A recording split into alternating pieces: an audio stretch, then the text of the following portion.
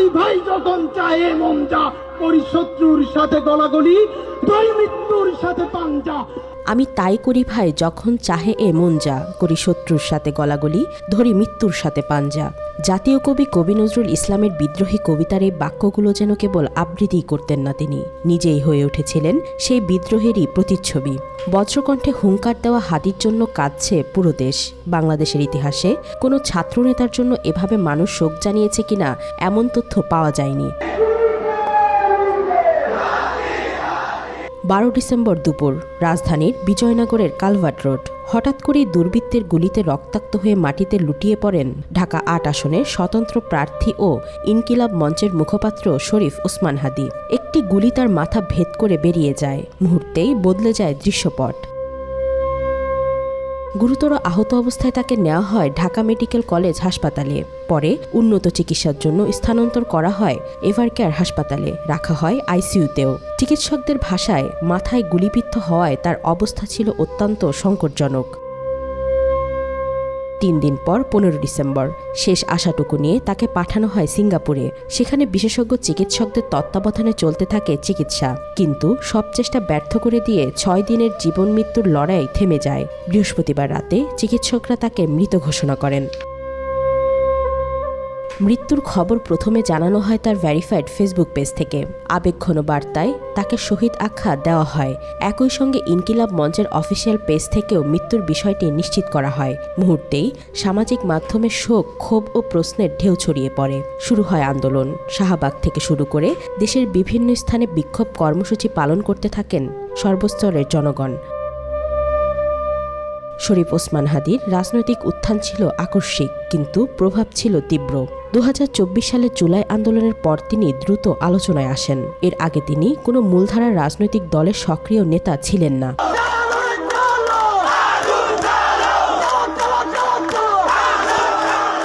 ঢাকা বিশ্ববিদ্যালয়ের রাষ্ট্রবিজ্ঞান বিভাগ থেকে পড়াশোনা শেষ করে তিনি রাজধানীর একটি বেসরকারি বিশ্ববিদ্যালয়ের শিক্ষকতা করতেন। পাশাপাশি ইংরেজি শিক্ষার কোচিংয়েও নিয়মিত ক্লাস নিতেন। বরিশালের ঝালকাঠি জেলার নলছিটি উপজেলার একটি কামিল মাদ্রাসায় তার শিক্ষা জীবনের শুরু। সেখান থেকে আলিম পাশ করে ঢাকায় আসেন। জুলাই অভ্যুত্থান পরবর্তী সময় তিনি গড়ে তোলেন রাজনৈতিক সাংস্কৃতিক প্ল্যাটফর্ম ইনকিলাব মঞ্চ। আধিপত্যবাদের বিরোধিতা, সার্বভৌমত্ব রক্ষা ও ইনসাফ ভিত্তিক রাষ্ট্র ব্যবস্থার দাবিকে সামনে রেখে শুরু হয় তার সবর রাজনীতি। বলতেন, শহীদি মৃত্যু চান তিনি, মাথায় গুলি করা কিংবা মৃত্যু ছাড়া তাকে দমিয়ে রাখা সম্ভব নয়। শুধু আমাদেরকে যদি কেউ গুলি করে মেরে ফেলে তাকে যেন ধরে বিচার করা হয়। আপনি যদি আজকে আমাকে, জাবেরকে, আমাদের টিমকে মেরে ফেলেন এবং তার যদি বিচার করতে না পারেন, তাহলে নতুন কেউ জন্মাবে না। শুধু এই জন্য তার বিচার করে ফেলতে হবে, আর কিছু স্পেশাল সিকিউরিটি লাগবে। আওয়ামী লীগ নিষিদ্ধের দাবি, আন্তর্জাতিক অপরাধ ট্রাইব্যুনালের রায়, রাষ্ট্রপতির পদত্যাগ, একাধিক ইস্যুতে তার আগ্রাসী বক্তব্য তাকে যেমন জনপ্রিয় করে তোলে, ধানমন্ডি 32 নম্বরে শেখ মুজিবুর রহমানের বাড়িতে ভাঙচুরের ঘটনায় তার উপস্থিতি এবং গোপালগঞ্জে জাতীয় নাগরিক পার্টির নেতাদের উপর হামলার পর দেওয়া প্রতিক্রিয়া তাকে আরও আলোচনার কেন্দ্রে নিয়ে আসে।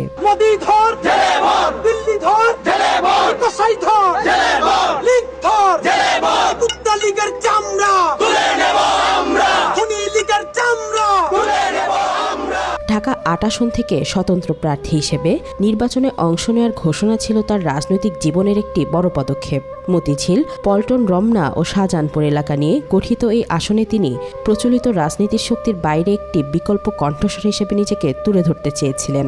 প্রচারণার সময় বিএনপি, জামাত ও অন্যান্য রাজনৈতিক শক্তির সম্ভাব্য প্রার্থীদের নিয়ে তার মন্তব্য ছিল বিতর্কিত। যদি 5 বছরের ক্ষমতার মোহে সেটা যদি বিএনপি হয়, জামাত ইসলামী হয়, যে কোনো দল হয়, যদি বাংলাদেশকে বেঁচে দেওয়ার চিন্তা করেন, আপনারা যে কোন দেশে যাবেন, ইন্ডিয়ায় তো যাইতে পারবেন না, পাকিস্তানের সাথেও সীমান্ত নাই, বঙ্গোপসাগর ছাড়া কিন্তু আপনাদের আর কোনো গতি থাকবে না। রাজনীতিতে তার উপস্থিতি যেমন নতুন আশার কথা বলেছিল, তেমনি বিতর্কও কম ছিল না। মুড়ি বাতাসা বিতরণ থেকে শুরু করে প্রচারণার কৌশল সবকিছুই আলোচনার জন্ম দিয়েছে। সমালোচকদের মতে তার ভাষা ছিল অশালীন ও দায়িত্বহীন। সমর্থকদের চোখে তিনি ছিলেন নির্ভীক, আপসহীন এবং প্রতিষ্ঠিত রাজনীতির বিরুদ্ধে দাঁড়ানো এক বিকল্প কণ্ঠস্বর। আর্মি যদি কোনো কু করার চেষ্টা করে, জনগণ গিয়ে ক্যান্টনমেন্টের ইট খুঁজে নিয়ে আসবে। একটা ইট ক্যান্টনমেন্টে আস্থা থাকবে না, আপনি লেগে রাখেন। ফেসবুক ছিল হাদির সবচেয়ে শক্তিশালী অস্ত্র। লাইভ, পোস্ট ও ভিডিওতে নিয়মিত নিজের অবস্থান তুলে ধরতেন তিনি। নির্বাচনী প্রচারণার প্রতিটি মুহূর্ত, লিফলেট বিতরণ, ভোররাতে মসজিদের সামনে উপস্থিতি, সাধারণ মানুষের সঙ্গে কথাবার্তা সবই ছড়িয়ে পড়ত সামাজিক মাধ্যমে। এসব কন্টেন্ট যেমন সমর্থন তৈরি করেছে, তেমনি ব্যঙ্গ বিদ্রুপও কম হয়নি। ভাই ময়লা পানি যারা মারছেন আরো মারতে পারেন, সমস্যা নাই, মারেন। 3 বার মারছে এখানে ময়লা পানি। তার এই উত্থানের সঙ্গে সঙ্গে বাড়তে থাকে হুমকির অভিযোগও। তিনি নিজেই বিভিন্ন সময় দাবি করেছিলেন দেশি বিদেশি নম্বর থেকে তাকে হত্যার হুমকি দেওয়া হচ্ছে।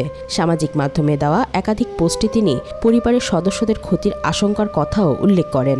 নির্বাচনের তফসিল ঘোষণার পর তার উপরে হামলায় সেই অভিযোগগুলো নতুন করে আলোচনায় নিয়ে আসে। আমার পেজের যে কোনো সুস্থ মানুষের জন্য 2-3 মিনিটের বেশি দেখা কঠিন। এখন যেটা হয়েছে, ইভেন আমি আমার পরিবারকেও কাউকে দেখাই না যে। তো এরপরে ফোন আমি জিডিও করেছি শাহবাগ থানায়, অন্তত একদিনে 10টার বেশি নাম্বার থেকে সরাসরি হত্যার হুমকি দেওয়া হয়েছে, ভিন্ন ভিন্ন 10টা নাম্বার থেকে। সেই 10টা নাম্বার সহ শাহবাগ থানায় জিডি করেছি। এরপর থেকে আর এর কোনো ইমপ্রুভমেন্ট পাই নাই। শরীফ ওসমান হাদির মৃত্যু কেবল একজন ব্যক্তিরই জীবন আবাসন নয়, এটি বাংলাদেশের রাজনীতিতে নিরাপত্তাহীনতা, রাজনৈতিক সহিংসতা এবং মত প্রকাশের ঝুঁকির বাস্তবতাকে আবারও সামনে এনে দাঁড় করিয়েছে। বিদ্রোহের কণ্ঠ আজ লাল সবুজ পতাকায় মোড়ানো কফিনে নিথর, কিন্তু তার রেখে যাওয়া প্রশ্নগুলো রাজনীতি আর কত সহিংস্র হবে? ভিন্ন কণ্ঠের পরিণতি কি এমনই হবে? এই প্রশ্নগুলোর উত্তর এখন সময়ের অপেক্ষা। ওয়াহিদা পারভিন, আজকাল।